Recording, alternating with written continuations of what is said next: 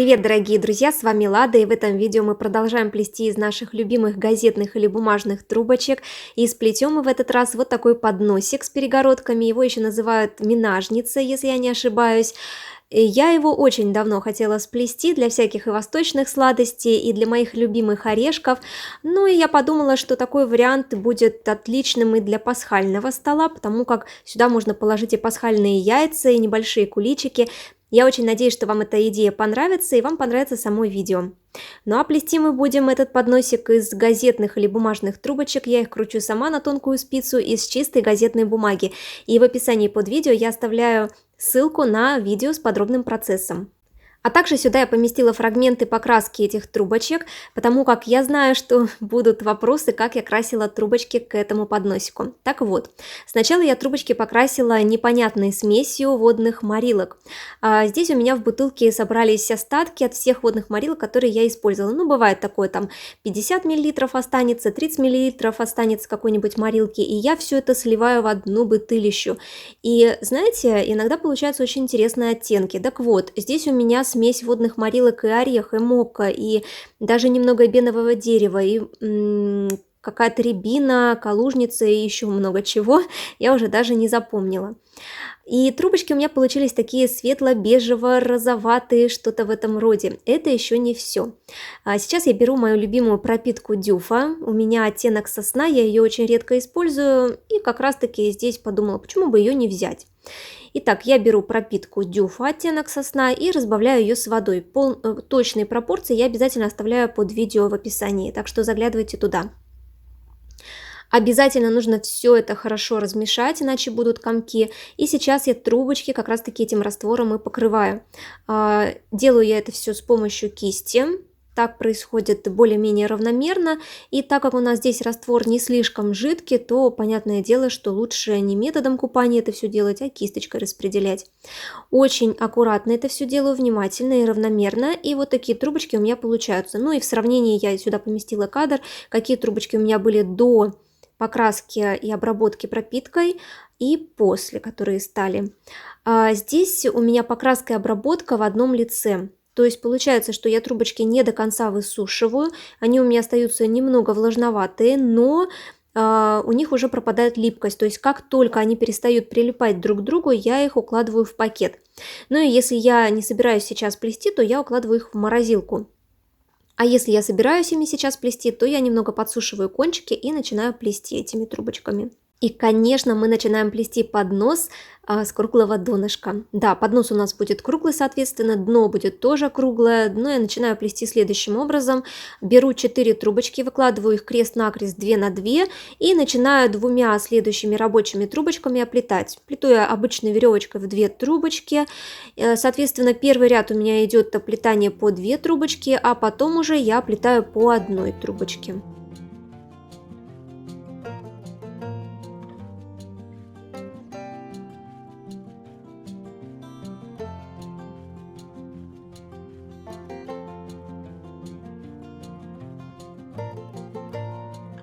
Тут я в общей сложности показываю, сколько рядов у меня уже проплетено.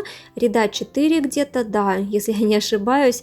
И вот именно на этом этапе я сейчас добавляю дополнительные стойки к уже имеющимся.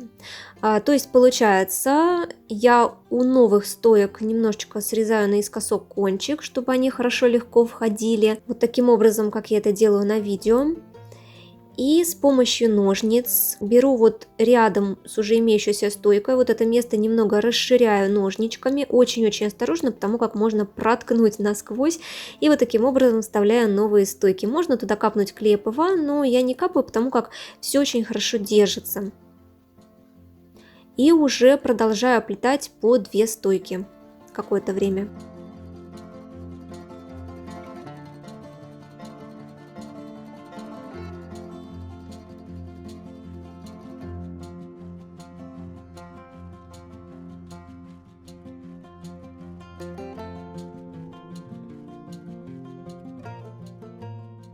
В этом кадре вы видите, что я 2 ряда проплела по 2 стойки, и сейчас вы видите, что я беру новые трубочки. Да, я снова буду вставлять дополнительные стойки, и делаю я это между двумя имеющимся. Вот таким образом я беру ножничками, расширяю пространство.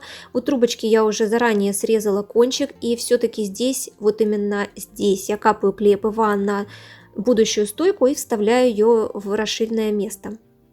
Капаю ПВА здесь я для того, что я вижу, что вот эта трубочка, она не будет слишком крепко держаться в этом месте, и нужно ее действительно клеем зафиксировать.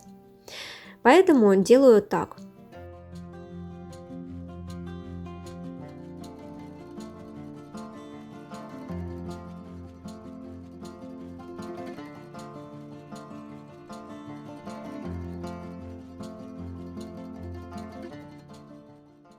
В этом кадре вы видите, что я проплела один ряд по 3 стойки.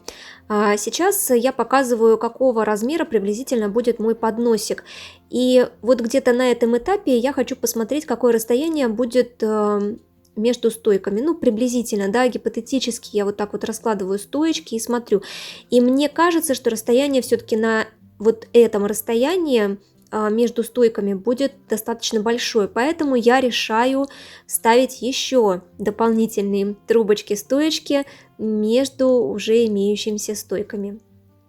Для этого я опять же то же самое у будущих стоек срезаю небольшой кончик, ножничками расширяю пространство и капаю клей ПВА обязательно и вставляю трубочку. На самом деле мне вообще очень нравится плести подносы, потому как здесь все по наитию, я вообще не рассчитываю, сколько стоек мне нужно, я все делаю на глаз и не ошибаюсь. Здесь, смотрите, если вам сложно сплести на глаз, сложно добавить дополнительные стойки, вы боитесь, например, а что будет, какое расстояние будет между стойками, а может быть оно будет слишком большое или слишком маленькое, может я где-то не доберу, где-то переберу. Я высчитываю приблизительно таким образом, то есть я измеряю будущий периметр окружности подноса, ну приблизительно окружность будущего подноса у меня 60 сантиметров, и я делю на то расстояние между стойками, которое я хочу, например 1,5 сантиметра, и получаю количество стоек. Ну приблизительно вычитаю где-то 1-2 стойки из этого общего получившегося числа, потому как все-таки трубочки у нас имеют определенную свою ширину, и получаю приблизительное количество стоек, которое мне нужно в конечном итоге. И вот от этого числа я уже и пляшу. Ну вот мы с вами видим, что я оплетаю по 4 стойки. Да, очень широко получается, но вы не бойтесь в этом случае. Вообще все делайте, конечно же, по интуиции и на глаз, потому что вот мне сейчас комфортно плести, но я знаю, что некоторым некомфортно плести, когда очень много стоек в одном месте скапливается, и расстояние между вот этими группами стоек большое, и плетение получается рыхлое как бы. Вот если у вас плетение получается рыхлое, это значит, что пора все-таки разъединять эти группы стоек по каким-то мини-группам, например, по 2 стойки. То есть здесь вы уже сами смотрите по своему плетению. Здесь я уже посмотрела, что в принципе проплела я достаточно много, расстояние между группами стоек увеличилось, ну, очень-очень-очень, и мне некомфортно даже вот самой так плести, и я сейчас на этом этапе разделяю вот эти группы в 4 трубочки по 2 и начинаю плести по 2 трубочки. Здесь я не особо показываю процесс наращивания трубочек рабочих, но скажу так, что у меня есть отдельное видео на канале по наращиванию трубочек. Если вам интересно, ссылки все в описании будут. Здесь самое главное, чтобы концы трубочек были сухие. Вот тогда у вас получится идеальное наращивание. Ну, здесь вот я продолжаю оплетать группы по 2 трубочек, я разделяю эти группы пальчиками вот таким вот образом, в принципе мне этого достаточно. Если у вас очень туго с этим делом идет, то есть очень сложно разделяются группы трубочек, то помогайте себе ножничками или шилом, например, или той же самой зубочисткой, шпажкой, в общем, тем, чем вы привыкли работать и тем, что вам помогает в этом деле. Ух, сколько я здесь уже рядов проплела, получается, что по 2 трубочки я проплела уже 6 рядов. И сейчас я вижу, что мне лучше всего вот эти группы трубочек в 2 разделять по одной. Почему? Потому что расстояние у нас увеличилось между группами трубочек, и, соответственно, если мы дальше продолжим так плести по 2, то у нас плетение получится рыхлым, а нам нужно крепкий подносик, поэтому я разделяю по одной, и расстояние между стойками у нас уменьшается за счет разделения этих стоек. Вот таким образом по одной трубочке я плетаю и далее. И плету столько рядов, сколько мне нужно. По сути, я уже не буду добавлять дополнительные стойки, потому как я уже вот тогда на глаз приблизительно померила, что дополнительных стоек мне не нужно. Там у меня в общей сложности в конце получается расстояние между стойками где-то 2 сантиметра, и мне этого достаточно для того, чтобы и стенки поднять, и плести это все дело дальше. Так что плету так, без изменений. А вот в этом кадре я попробовала немного другой ракурс, но мне кажется не очень удачный, потому что все плетение закрывают мои руки. Ну вы уж меня простите, конечно, я тут немножечко решила поэкспериментировать. В следующий раз так экспериментировать я не буду, конечно. Вот, ну здесь то же самое, вы видите, я разделяю группы в 2 трубочки по одной и оплетаю уже по одной. Аккуратно наращиваю рабочие трубочки по ходу дела. И здесь вот кто начинающий еще, да, кто только начинает плести из газет, не пугайтесь, что у нас еще стойки гуляют, и расстояние между ними не совсем такое равномерное. Все дело в том, что это так всегда. То есть, когда мы с вами разделяем по одной, у нас стойки гуляют постоянно, и, конечно, нам приходится это расстояние выравнивать. Вот на этом этапе я пока об этом вообще не парюсь.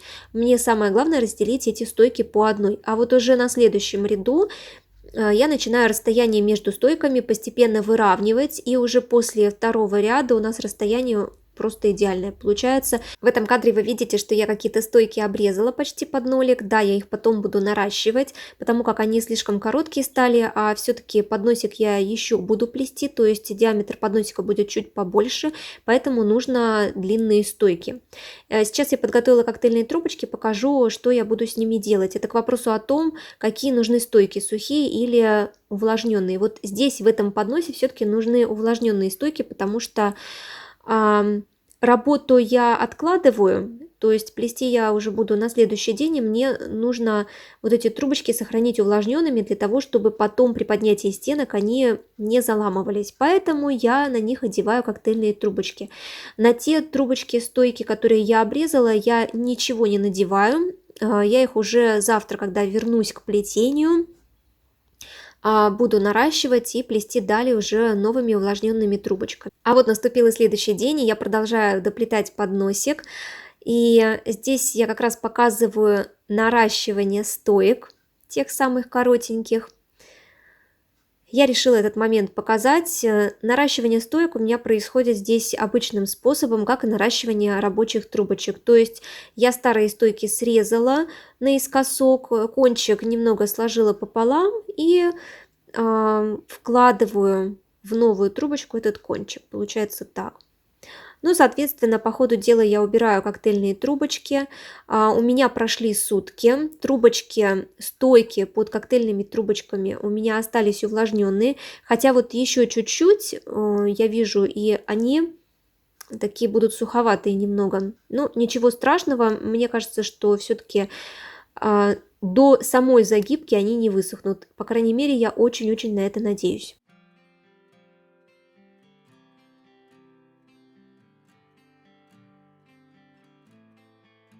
Ну вот такой подносик у нас получается. Я уже больше не буду плести дальше, потому как будет уж очень большой поднос, а я не очень хочу большой поднос. И я вовремя остановилась здесь, я очень-очень этому рада. И сейчас я прячу рабочие трубочки, потому как здесь я буду переворачивать донышко и плести в обратном направлении. Мне этими рабочими трубочками будет неудобно это делать. Здесь я прячу рабочие трубочки обычным для меня в последнее время способом перед стойкой. Вот таким вот образом. Делаю это очень-очень аккуратно. Если вы боитесь при наращивании, что у вас что-то выпрыгнет там или еще какой-то казус случится, то обязательно капайте клей ПВА внутрь. Вот здесь я хочу показать один момент. Вот немного видно, что здесь не очень ровно у меня получилось по периметру. То есть есть такое немножечко проседание у донышка, поэтому я немножечко поправляю плетеные ряды в этом месте. И таким образом сглаживаю этот момент, это место. Я вам сказала, что я буду переворачивать донышко донышка как раз-таки наоборот, я его не буду переворачивать, то есть лицевая сторона, которая смотрела на меня при плетении дна, она и будет смотреть на меня и далее. Ну, немножечко я ошиблась, простите за мою оговорку. Сейчас я поднимаю аккуратно, осторожно стойки. В этом месте вот сминаю их у основания для того, чтобы там не было заломов. И я сейчас буду плести стенки под носиком. Для этих целей я беру 2 рабочие трубочки, я немного срезала у кончика и просто подставляю их за стойками.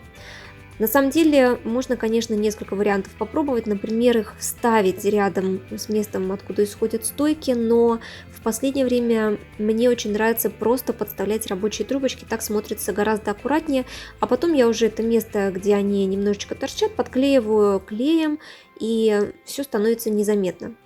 Сейчас что я делаю? Я сейчас начинаю оплетать стойки очень-очень аккуратно и постепенно их поднимаю. Вот сейчас я постепенно поднимаю, то есть у меня нету здесь резкого такого подъема на 90 градусов, нет, буквально на 10-15 градусов они у меня приподняты и смотрят прямо на меня. Плету я здесь обычной веревочкой в 2 трубочки, можно проплести веревочкой в 3 трубочки, тут чисто на ваш вкус и цвет, как говорится.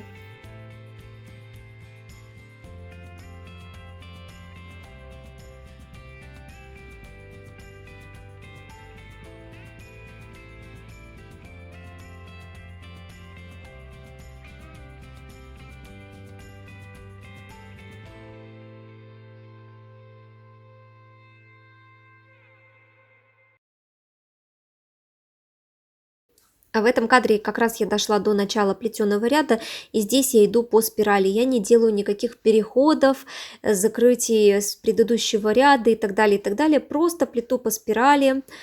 И также я продолжаю плести веревочкой в 2 трубочки. А здесь еще один нюанс. Посмотрите, как я поднимаю стойки. То есть я их уже поднимаю чуть-чуть повыше. И они практически у меня подняты на 90 градусов. Я, конечно, их на этом данном этапе не стараюсь поднять именно на 90 градусов.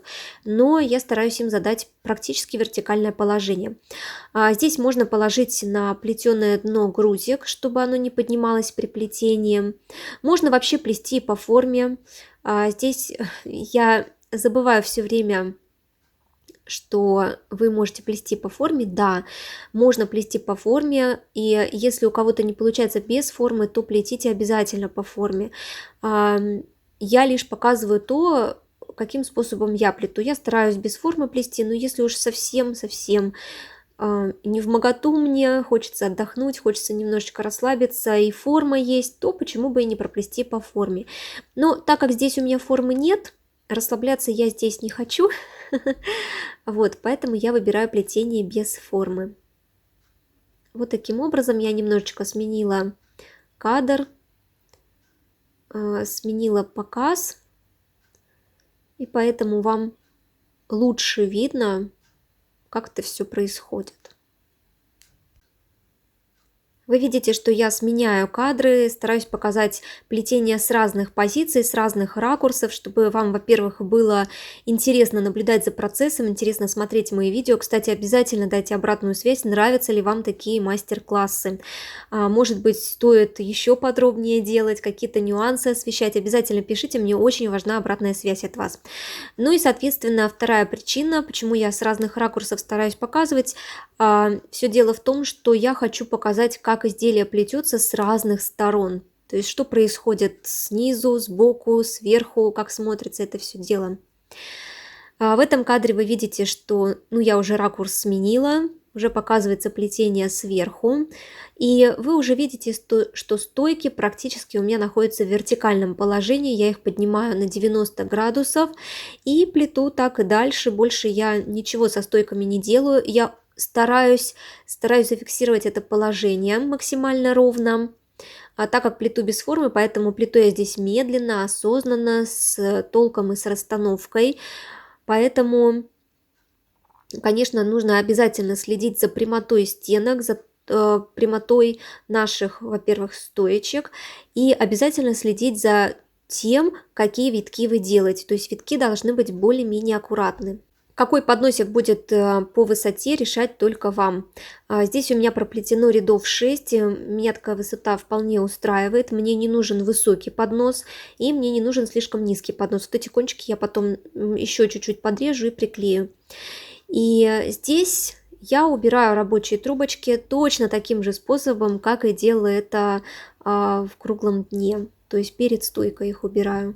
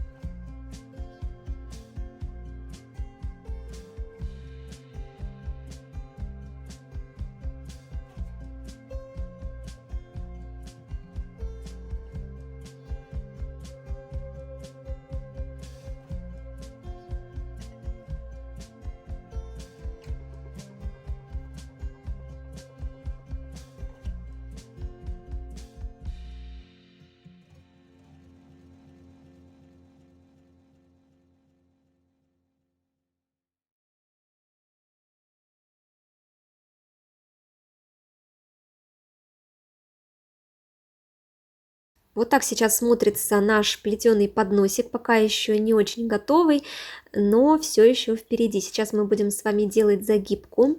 И загибка в этом подносике будет простая. Здесь у меня трубочки-стоечки практически высохли. Ну, то есть они уже на грани, и я поняла, что если делать какую-то вычурную загибку, то их просто не хватит, их нужно реанимировать.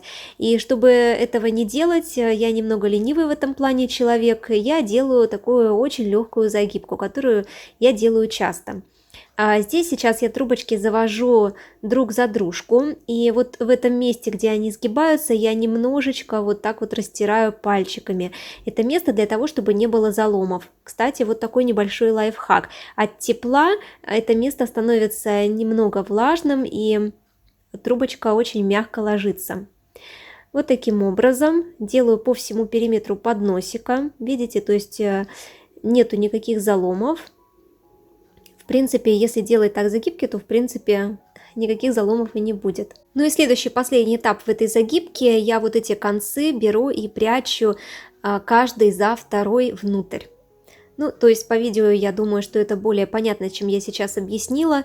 Очень осторожно капаю внутрь клея ПВА обязательно, для того, чтобы концы не выпрыгивали. Потому как я уже сказала, стойки у нас уже практически высохли, и они уже стали практически гладенькие в этом плане, и они могут выпрыгнуть. Очень-очень аккуратно, то есть, опять же, я слежу, чтобы не было никаких заломов. Если что, я немножечко растираю пальчиками места, где мне нужно трубочку согнуть, и продолжаю делать загибку.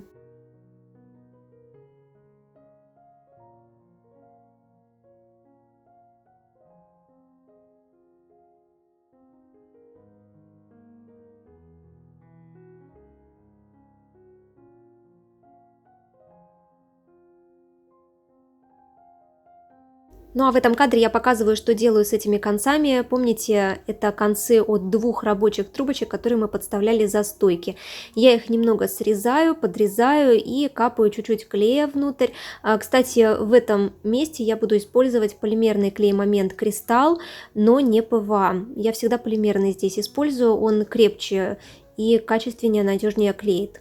А теперь вот такая коротенькая арифметика. Я сейчас наш получившийся подносик поделила на 3 части, на 3 практически равных части.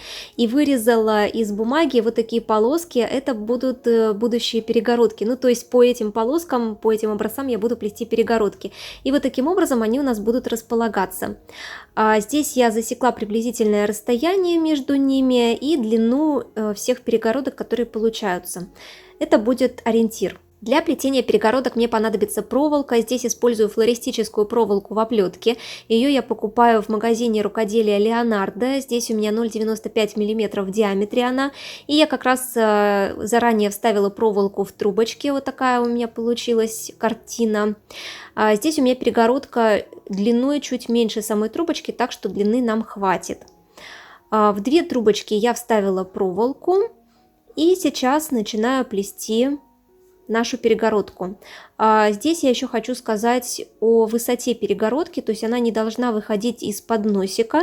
И как раз таки я вот на этой бумажной заготовке как раз и как бы наметила саму ширину будущей перегородки, чтобы по ней ориентироваться. Как раз таки вот эта бумажная перегородка, можно сказать, будет у меня образцом, по которому я буду плести уже перегородку настоящую. Я ее закрепляю малярным скотчем, и здесь я ставлю трубочки с проволокой по бокам и тоже закрепляю малярным скотчем. Извините за волосы в кадре, как-то я очень увлеклась этим процессом. Ну вот такая картина получается. Я закрепила вот эти трубочки с проволокой и сейчас начинаю плести перегородку. Опять извините за волосы в кадре, что-то они в этот раз разбушевались у меня. Я беру трубочку одну и вот таким вот образом я небольшой кончик оставляю. Начинаю ей плести как бы восьмеркой, ситцем, как вам удобно, так и называйте это плетение. Здесь я хотела взять 3 стойки, но потом поняла, что 3 стойки будет, конечно, ого-го, как не очень удобно, потому как расстояние между стойками получается очень-очень маленьким. Поэтому я остановилась на 2 стойках. Вы смотрите сами по своему подносу. Если вам нужна перегородка шириной чуть больше, то есть получается ширина перегородки у нас будет в будущем высота. Вот, поэтому берите 3 стойки или может быть 4, если у вас глубокий слишком поднос. Ориентируйтесь на размеры своего изделия. Да, хочу сказать пару слов про наращивание трубочек. Очень актуальная тема. Здесь наращивайте трубочки как вам угодно. На самом деле здесь нет никаких правил, либо вы на лицевой наращиваете стороне, либо на изнаночной. Все равно перегородка у нас встает как бы поперек, как бы боком, поэтому и та, и другая сторона у вас будет видна. Соответственно, я, конечно, советую наращивать очень-очень аккуратно, чтобы изнаночная сторона у вас тоже красиво смотрелась.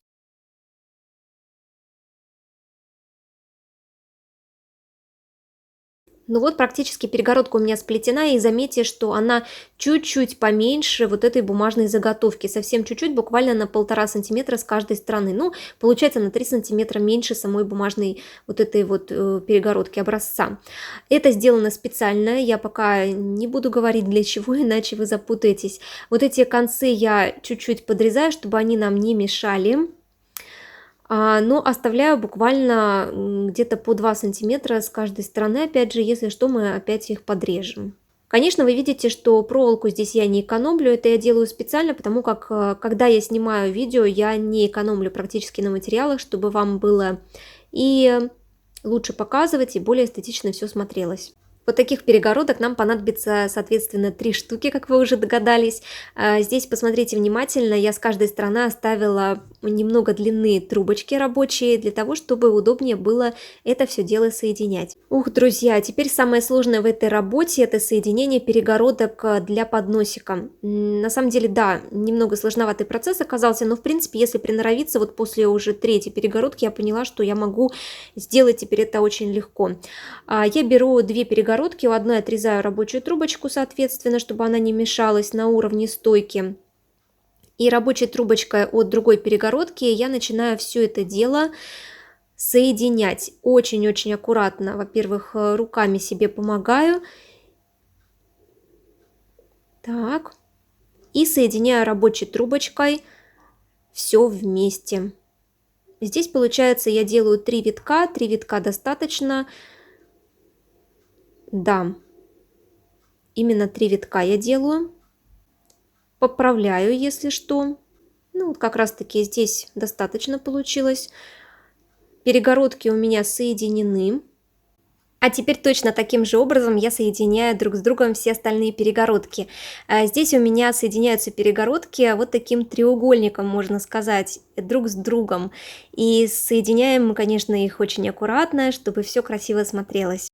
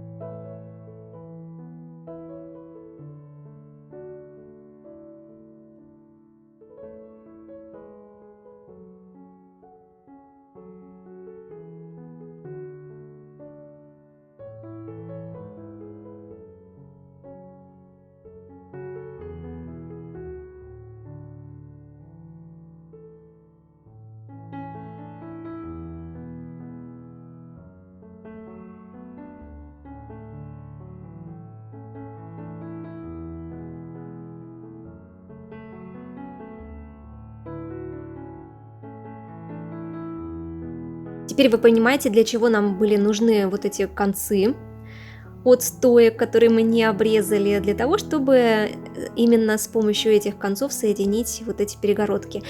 Здесь я рабочие трубочки убираю внутрь вот таким вот образом к стоечкам. Ну, вы можете их подклеить, можете так не заморачиваться, просто подклеить к стойкам и все окей.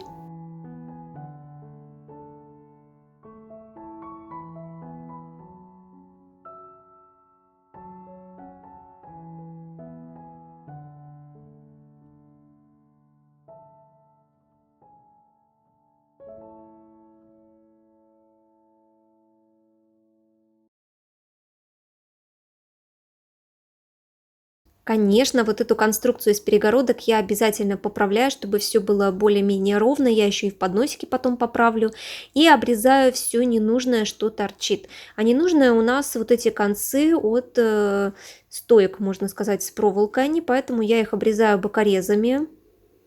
Здесь нужна мужская сила, мне потом муж помог это все сделать, а то уж очень как-то тяжело получилось.